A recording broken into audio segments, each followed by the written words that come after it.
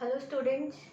तो चलिए हम कंटिन्यू करते हैं हमारी इकोनॉमिक्स का chapter number 3, collection of census and sample method of collection of data. इस चैप्टर में हम पढ़ रहे हैं सेंसस मेथड और सैंपल मेथड। सेंसस मेथड हमने किया। सेंसस मेथड में क्या होता है कि पॉपुलेशन में जितनी भी आइटम्स इंक्लूड हैं उन सभी आइटम्स को की स्टडी करते हुए हम अपने डेटा को कलेक्ट करते हैं। लास्ट वीडियो लेक्चर में आपने पढ़ा होगा, ध्यान से देखा होगा। अगर जिन बच्चों ने लास्ट वीडियो लेक्चर नहीं देखा तो पहले वो वीडियो लेक्चर को देखें ताकि आपको समझ में आए सेंसस मेथड क्या था जो हमने स्टडी किया था, और यूनिवर्स या फिर पॉपुलेशन क्या होता है, और सैंपल क्या होता है। इस वीडियो लेक्चर में हम पढ़ने जा रहे हैं सैंपल मेथड। तो सैंपल हमने पढ़ा था क्या होता है, सैंपल क्या होता है और पॉपुलेशन क्या होता है। एक बार फिर से हम देख लेते हैं कि पॉपुलेशन क्या है कि जिन आइटम्स को हम मतलब यूज करके अपना डेटा कलेक्ट करने जा रहे हैं, तो the aggregate of those items is called census. मतलब उन सभी आइटम्स का टोटल क्या कहलाएगा, सेंसस कहलाएगा। और सैंपल क्या होता है, जब उन सभी आइटम्स में से कुछ एक आइटम्स को एज अ सैंपल सिलेक्ट कर लिया जाता है फॉर इन्वेस्टिगेशन, तो उसे बोलते हैं सैंपल। तो अब हम लिखते हैं सैंपल मेथड। सैंपल मेथड में हमें क्या करना होता है, जो यूनिवर्स या फिर पॉपुलेशन में आइटम्स हैं उनमें से हम कुछ आइटम्स को सिलेक्ट कर लेते हैं एज अ सैंपल। अभी जैसे कि पूरे स्कूल के बच्चों का हमें जानना है कि पॉकेट अलाउंस कितना है, तो पूरे स्कूल के जो सभी स्टूडेंट्स हैं वो क्या हुए, यूनिवर्स या फिर पॉपुलेशन। तो अगर उसमें से कुछ एक स्टूडेंट्स को सिलेक्ट कर लें, जैसे कि 2000 स्टूडेंट्स में से हमने 500 स्टूडेंट्स को सिलेक्ट कर लिया, तो ये क्या है, सैंपल है। और उन 500 स्टूडेंट्स से हम जानकारी लेते हैं कि उनका जो पॉकेट अलाउंस है, जो पॉकेट मनी है वो कितना है, और उसके बेसिस पर हम अपना कंक्लूजन निकाल रहे हैं कि मॉडल केएम स्कूल के स्टूडेंट्स का एवरेज जो उनका पॉकेट अलाउंस है वो इतना है उस 500 स्टूडेंट्स के बेसिस पर, तो वो क्या कहलाएगा, हमारा सैंपल मेथड कहलाएगा। अगर मैं बोलूं कि क्लास +1 के स्टूडेंट्स का हमें पॉकेट अलाउंस जानना है, और क्लास +1 में total medical, non medical, arts और कॉमर्स सभी को मिला करके 500 स्टूडेंट्स है क्लास +1 में, तो अगर 500 के 500 स्टूडेंट्स से, यानी कि हर एक बच्चे से अलग अलग पूछ रहे हैं, जी बताओ कितना है पॉकेट अलाउंस, कितना है, तो वो क्या होगा, सेंसस मेथड होगा। किया है हमने लास्ट लेक्चर में। और अगर उन 500 स्टूडेंट्स में से मैं किन्हीं 200 स्टूडेंट्स को सिलेक्ट कर लूं और उनके बेसिस पर मैं कंक्लूजन निकालूं कि +1 क्लास के बच्चों का इतना एवरेज पॉकेट मनी है, तो वो क्या कहलाएगा, सैंपल मेथड कहलाएगा। क्योंकि मैंने सभी बच्चों को स्टडी नहीं किया है, उनमें से कुछ बच्चों को एज अ सैंपल सेलेक्ट किया और उन्हें स्टडी किया, और उसके बेसिस पर मैंने कंक्लूजन निकाले हैं। अब मुझे ये बताइए कि जब हम पूरे स्कूल के बेसिस पर अपना डाटा कलेक्ट कर रहे थे या इन्वेस्टिगेशन कर रहे थे, तो हमने पूरे स्कूल की सभी स्टूडेंट्स को क्या माना था या क्या बताया था, पॉपुलेशन या फिर यूनिवर्स। और अगर अब मैं बोलूं कि +1 क्लास के बच्चों पर इन्वेस्टिगेशन करना है, +1 क्लास के जो 500 स्टूडेंट्स हैं उसे क्या बोला जाएगा, यूनिवर्स या फिर पॉपुलेशन बोला जाएगा। समझ गए बात को। और उनमें से जो 200 बच्चे निकाले उन्हें क्या बोला जाएगा, सैंपल, और उनसे स्टडी किया तो क्या बोला जाएगा, उसे सैंपल मेथड बोला जाएगा। Sample method is that method, sample method वो मेथड है इन विच डेटा इज कलेक्टेड, जिसमें डेटा को कलेक्ट किया जाता है about the sample on a group of items taken from the population. Population से एज अ सैंपल हम ग्रुप ऑफ आइटम्स को सिलेक्ट करते हैं और उसमें उन्हें एग्जामिनेशन किया जाता है, उन पर इन्वेस्टिगेशन किया जाता है, और conclusions are drawn on their basis, उन्हीं सैंपल के बेसिस पर कंक्लूजन्स निकाले जाते हैं। तो ये था हमारा क्या, सैंपल मेथड, जिसमें हम पॉपुलेशन में जितनी भी आइटम्स इंक्लूड की जा रही है उन सभी को स्टडी ना करते हुए हम उनमें से कुछ एक आइटम्स को सिलेक्ट करते हैं एज अ सैंपल और उन्हें स्टडी करते हैं। उस सैंपल को स्टडी करने के बाद हम कंक्लूजन्स को निकालते हैं। समझ में आया सैंपल मेथड। अब हम देखते हैं suitability of sample method. Sample method हमारा कब सुटेबल होगा? तब जब size of population is very large, जब पॉपुलेशन का साइज बहुत ज्यादा बड़ा हो। जैसे हमने लास्ट वीडियो लेक्चर में भी डिस्कस किया था ना, अगर बोल दिया जाए तो हाल में जितने भी स्कूल्स हैं उन सभी स्कूल्स के बच्चों का pocket allowance, average pocket allowance calculate करना है या हमें जानना है, तो इसके लिए हम सेंसस मेथड को अडॉप्ट नहीं कर सकते क्योंकि बहुत ही लेंथी प्रोसेस हो जाएगा। हमारा जो पॉपुलेशन का साइज है वो वेरी लार्ज होगा उस सिचुएशन में। ऐसे में हमें किसको यूज करना पड़ेगा? सैंपल मेथड को यूज करना पड़ेगा। Next, when high degree of accuracy is not needed, जब हमें बहुत ज्यादा एक्यूरेसी की नीड नहीं है। हाँ ठीक है, एवरेज पॉकेट अलाउंस निकालना है बच्चों का, हमने ये देखना है कि मतलब जो स्टूडेंट स्टडी कर रहे हैं डिफरेंट स्कूल्स में उनका या फिर उनके पेरेंट्स का इनकम लेवल क्या रहता है, तो बहुत ज़्यादा एक्यूरेसी की नीड नहीं है, तो ऐसे में हम इजीली सैंपल मेथड को चूज कर सकते हैं। और हमने देखा था कि ऐसे सिचुएशंस जब हमें एक्यूरेसी की बिल्कुल ज़्यादा ज़रूरत हो तो ऐसे में हम कौन सा मेथड अडॉप्ट करते थे? हम सेंसस मेथड अडॉप्ट करते हैं।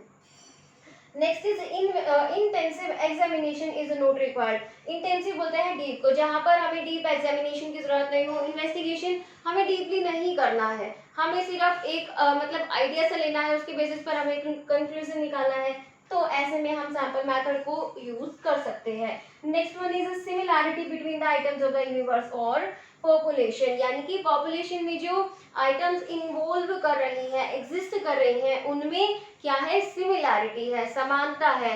तो ऐसे में हम क्या कर सकते हैं? इजीली सैंपल्स को सिलेक्ट कर सकते हैं। अब अगर देखिए क्लास 10th को लीजिए, ए सेक्शन जो है, ठीक है, उसमें सभी स्टूडेंट्स क्या है? ऐसे हैं जो अच्छे से स्टडी करते हैं। तो हम अगर 10th ए के स्टूडेंट्स को सभी को स्टडी ना करके, यानी कि अगर हमें उनसे रिलेटेड कुछ डाटा चाहिए कि उनका जो पिछला एवरेज स्कोर था वो कितना रहा या कुछ भी, तो क्या है, उन सभी स्टूडेंट्स में सिमिलैरिटी है कि वो अच्छा परफॉर्मेंस दे रहे हैं, तो हम उन सभी स्टूडेंट्स को स्टडी किए करने की बजाय हम क्या कर सकते हैं? उनमें से कुछ स्टूडेंट्स को एज ए सैंपल सेलेक्ट कर सकते हैं और इन्वेस्टिगेशन कर सकते हैं। क्योंकि क्या थी? डेटा में सिमिलैरिटी थी, समानता थी, उसकी वजह से हमने क्या कर लिया? सैंपल को सिलेक्ट कर लिया, हमने पूरी पॉपुलेशन को स्टडी नहीं किया। तो अब हम देख लेते हैं जल्दी से इस मेथड के मेरिट्स और डीमेरिट्स। हाँ जी, तो अब हम देखते हैं सैंपल मेथड के मेरिट्स और डीमेरिट्स। तो सबसे पहले हम देखते हैं merits of sample method. First one is economical. जो सैंपल मेथड है वो क्या है? इकोनॉमिकल है, यानी कि अब देखिए, कहाँ तो सेंसस मेथड में हम स्टडी करते हैं पॉपुलेशन की सभी आइटम्स को, कहाँ हम उनमें से कुछ एक आइटम्स को अलग कर लेते हैं एज अ सैंपल और सिर्फ उस सैंपल को ही स्टडी किया जाता है।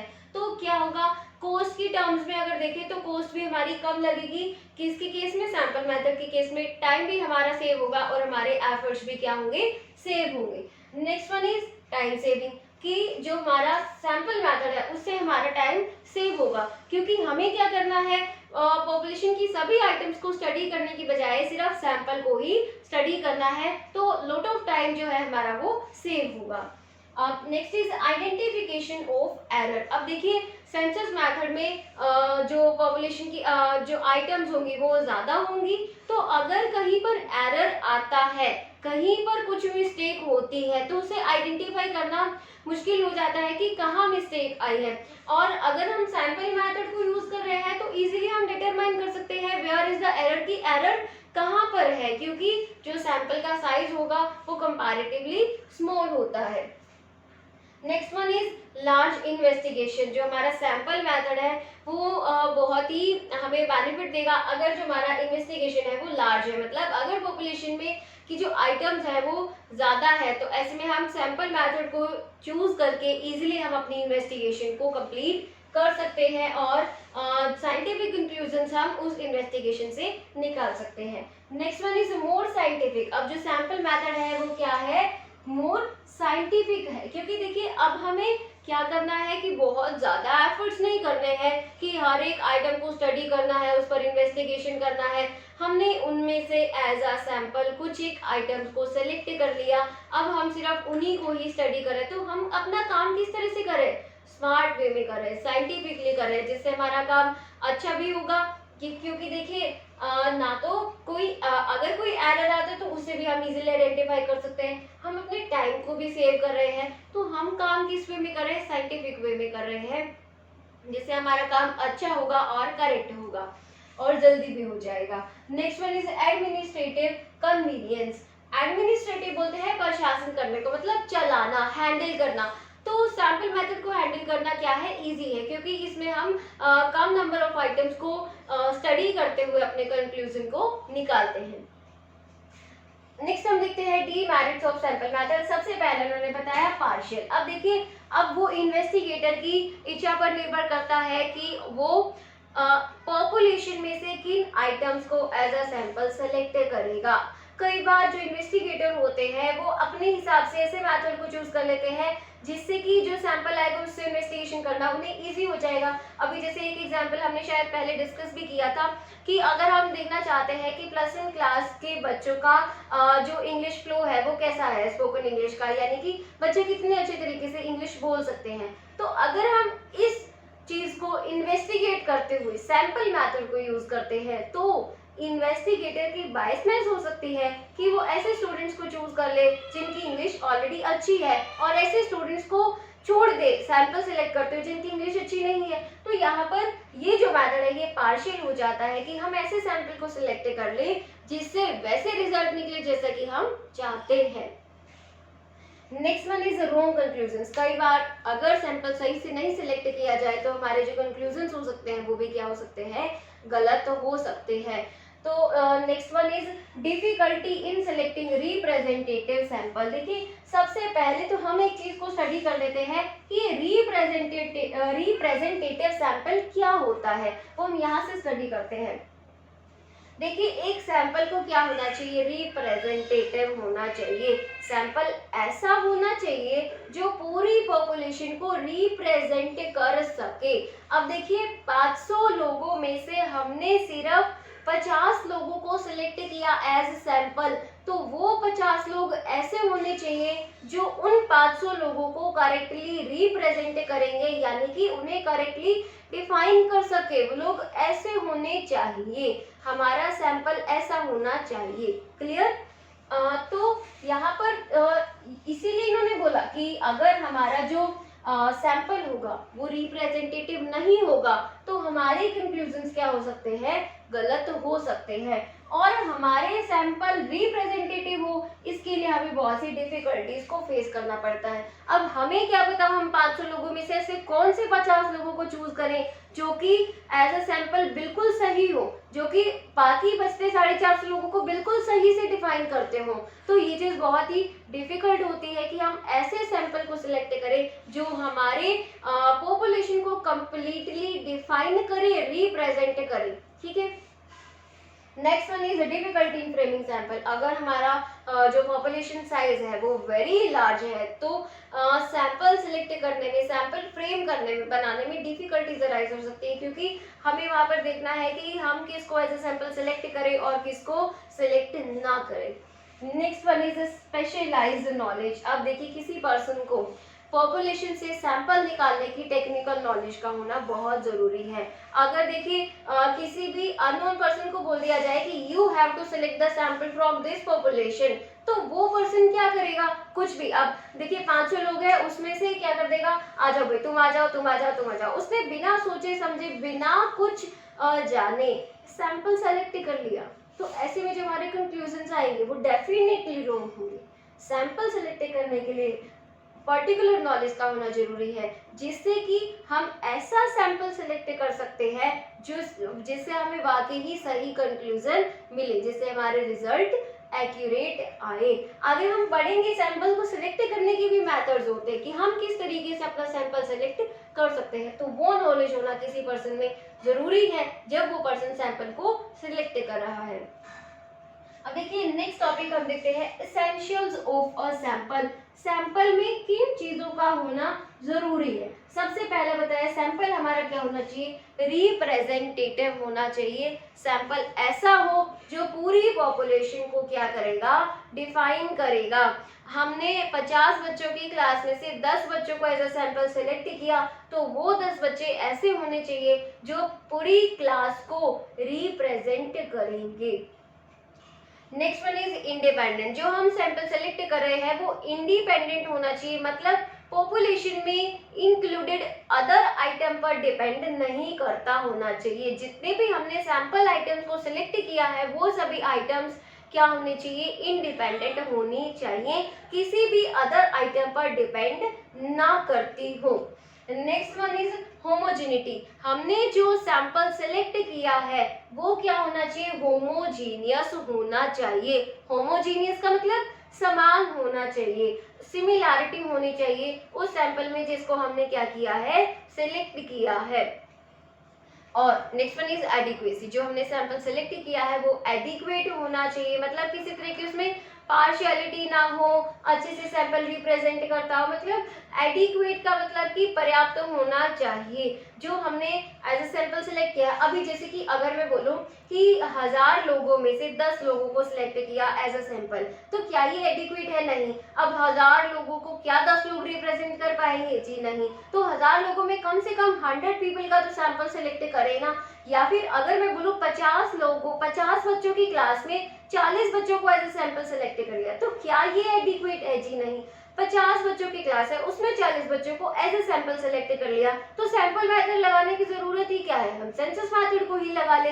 तो 50 बच्चों में अगर मैं बोलूं मैंने 20 स्टूडेंट्स को सिलेक्ट किया है एज अ सैंपल, तो दैट विल बी एडिक्वेट। तो हमारा सैंपल रिप्रेजेंटेटिव होना चाहिए, इंडिपेंडेंट होना चाहिए, होमोजेनियस होना चाहिए और एडिक्वेट होना चाहिए।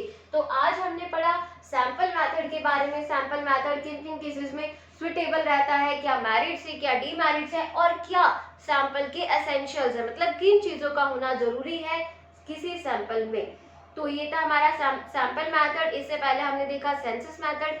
अभी इस चैप्टर में हम नेक्स्ट टॉपिक कवर करेंगे कि सैंपल को सिलेक्ट करने के लिए कौन कौन से मेथड्स हैं। ठीक है, तो नेक्स्ट वीडियो लेक्चर तक आपको ये सेंसस मेथड और सिंपल मेथड को अच्छे से कवर करना है। आई होप आपको अच्छे से समझ में आ गया होगा। Thank you.